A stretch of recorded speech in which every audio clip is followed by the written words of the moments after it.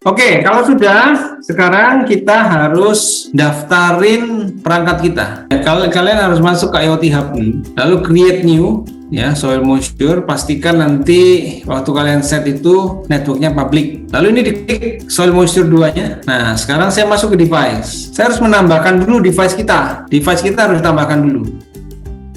Kita tambah device baru. ID-nya kita kasih ID soil moisture sensor, ya. Symmetric key aja, auto generate, enable, save. Nah, ngapain kita perlu ini? Kita sebenarnya perlu key-nya. Nah, kita itu perlu ini loh, primary key, primary connection string. Ini yang kita perlukan. Jadi kita tuh perlu yang ini supaya nanti program kita bisa connect ke IoT-nya. Ini sama seperti ID kalau di MQTT. Kita perlu ini. Oke, kalau sudah sampai di sini, kita balik ke Visual Studio. Jadi app nanti akan kita pakaikan dengan Azure, ya. Mungkin kita bikin satu file baru deh. Bikin file baru namanya app azure.py. Ya, app-azure.py. Oke, sekarang bagaimana caranya kita mengakses Azure ini? Tentu saja seperti biasa kita pasti perlu namanya package, ya. Package-nya adalah pip install Azure IoT device. Pip install Azure IoT device. Nah, dia akan install. Nanti package-nya bisa dipakai tuh. Nah, supaya mempercepat, ya, kita ketik aja import time, kan pasti ya. Terus while true time sleep, berdetik lah, ya. Nah, program kita nanti kan di sini. Kita perlu kita ambil aja dari sini yang cepat-cepat. JSON, PAHO nggak usah sampai di sini. Jadi ini kan tetap kita butuhkan, ya. JSON, counterfeit sama sensor-sensor ini kita butuhkan. Lalu counterfeit connection-nya kita butuh. Kemudian apalagi client telemetry kita nggak butuh. Nah, ini yang kita butuh. Value-nya tadi kita pakai ini. Kita bikin programnya sangat basic sekali. Print soil moisture dengan, nah, kita bikin basic dulu, ya. Ini kalau kita run, nah, dia cuma soil moisture sekian gitu aja, ya. Dia tidak mengirimkan apa-apa. Ini adalah program kita yang masih basic. Oke, buat dulu yang ini, coba buat dulu. Ini dibuat dulu program basic untuk bisa ininya nyala dulu, baca sensornya dulu. Code. Nah, ini kan standarnya, ya. Nah, sekarang kita akan coba bagaimana kita bisa mengkonekkan ke IoT Hub-nya, ya, ke IoT Hub. Caranya kita harus import sesuatu dulu. Kita matikan dulu aja. Oke, cara enak, ya. Jadi kita harus import from Azure IoT device, ya. Import. Nah, ini kita import banyak nih. IoT Hub device client, message, sama method response. Nah, ini kita harus import 3 ini. IoT Hub device client, message, dan method response. Lalu kita isi. Kalau di ini kan biasanya ID kan, kalau di MQTT. Ini sekarang connection string. Nah, dengan apa? Nah, connection string itu kita ambil dari device. Nah, ini kan ada primary connection string, ya. Tinggal kita copy, lalu kita masukin ke sini. Jadi kalian boleh juga pakai punya teman kalian. Kalau teman kalian memberikan izin, ya, tinggal connection string aja minta ke temennya. Nah, sekarang kita connect. Cara connectnya gimana? Cara connectnya adalah device client, IoT Hub device client, create from connection string. Nah, ini connection stringnya dimasukkan. Ini. Jadi ini adalah connectnya. Kalau di MQTT itu MQTT client titik connect client name, ya. Lalu device client titik connect. Ini kita bisa print connected. Seperti biasa kita tahap demi tahap, ya. Ini kita run dulu, compile dulu. Oke, connected sudah selesai. Sampai situ dulu aja, nggak usah macam-macam. Yang penting connected, nanti baru kita lihat lagi. Ini kita bisa lihat activity log-nya di sini. Nah, ini ada create. Sekarang gimana cara kita mengirim signal, Pak? Signal itu kalau kita kan biasanya pakai publish, ya.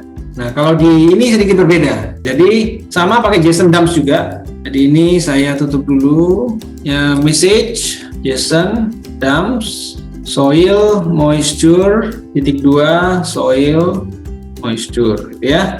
Nah, sama message-nya sama. Nah, cara ngirimnya gimana? Ngirimnya adalah device underscore client. Itu kan tadi yang kita connected tadi, ya, ini, ya. Titik. Kalau di MQTT publish, kalau di sini namanya send message.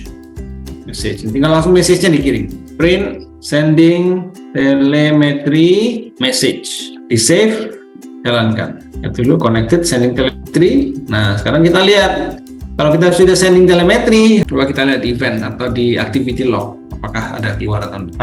Ini dia. Ya, perhatikan ya, message-nya udah naik nih. Total number of message. Ini naik terus. Nah, kita punya kuota 8.000. Kalau lebih dari 8.000, dia stop atau kita harus bayar. Nah, kalau sudah, berikutnya bagaimana cara kita menerima request. Jadi kalau menerima request mirip sama ya, kita harus bikin method response dulu. Kita harus bikin method response. Nah, jadi kita bikin device client on method request receive. Nah, ini kan sama ya, sama dengan handle method request. Jadi kita harus bikin satu function namanya define handle method request. Isinya adalah request. Passing parameternya request. Nah, di sini kita kasih tanda print direct message. Apa yang di receive? Request name. Apa itu request name, Pak? Nanti saya jelaskan. Nah, request name ini nanti adalah perintahnya. Apa yang kita terima? Jadi kayak request name adalah payloadnya. Kita pakai request name aja. Jadi nanti ada dua cara. Kita ngambil payload atau kita ngambil request name.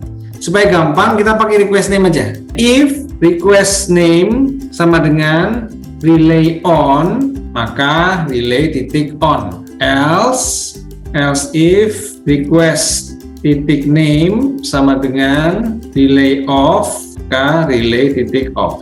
Else if. Kemudian method respond.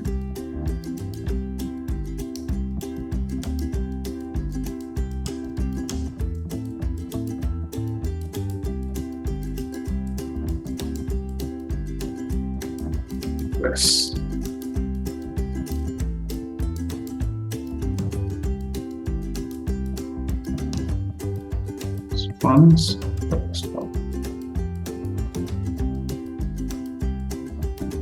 Ini saya jelaskan satu persatu ya. Ini adalah cek apa isinya request name. Oke, next cek apakah request name ya. Isi request name kalau relay on maka on kan relay. Lalu di sini ya, pada saat kita menerima request kita harus memberikan reply. Kirimkan reply sukses. Kirimkan reply sukses ke Azure. Jadi kita harus mengirimkan metode create method request, bikin reply 200, itu menandakan bahwa kita sudah menerima. Baru kita send method response. Nah, metode ini apa? Metode ini sebenarnya, jadi ini kita bikin pura-puraan. Kita tidak benar-benar memproses. Kalau tadi di server, ini kan ada programnya nih memproses. Karena kita belum belajar ini, maka kita mengirimkan secara manual. Jadi kita nanti mengirimkan method request, manual method direct message. Kita mengirimkan direct message yang tulisannya relay titik on sama relay titik off, atau mungkin ini dash aja lebih gampang. Relay dash on atau relay dash off. Ini kalau kita jalankan, maka connected dia akan sending telemetry terus. Terus kapan dia bisa message ini? Ini di bagian Azure, masuk ke device. Kalian masuk ke Azure device. Ini saya kecilin kelihatannya. Masuk ke Azure device, ini ada option direct method. Direct methodnya harusnya relay on atau relay underscore on. Nggak boleh strip, dia harus underscore. Underscore bisa nggak ya? Coba ya. Jadi stringnya nggak cocok. Jadi nanti ini kalau saya invoke, dia akan bilang, ya nggak boleh, nggak bisa. Nggak boleh underscore juga. Dia harus titik berarti bisa. On relay titik off, relay titik off, titik on. Oh, nggak bisa ya? Unable to handle. Kalau relay on, JSON decode expecting value. Oh, ininya payloadnya nggak boleh kosong. Jadi harus diisi kata-kata apa gitu, terserah. Nanti yang kita ambil cuma namanya kok. Jadi ini relay on. Coba ya. Nah ini direct method receive relay on. Kalau relay on harusnya di relaynya ini on dia. Nah dia on. Sekarang saya off kan. Relay off. Saya invoke lagi. Nanti saya expect ini untuk buka. Nah gitu ya. Nah sekarang ini kita masih belum bikin programnya nih. Jadi kita paksa. Oh relaynya on, relaynya off. Dia kirim terus telemetri. Di depan kita akan belajar memindahkan server PY ini ke dalam Azure. Sampai ketemu lagi minggu depan.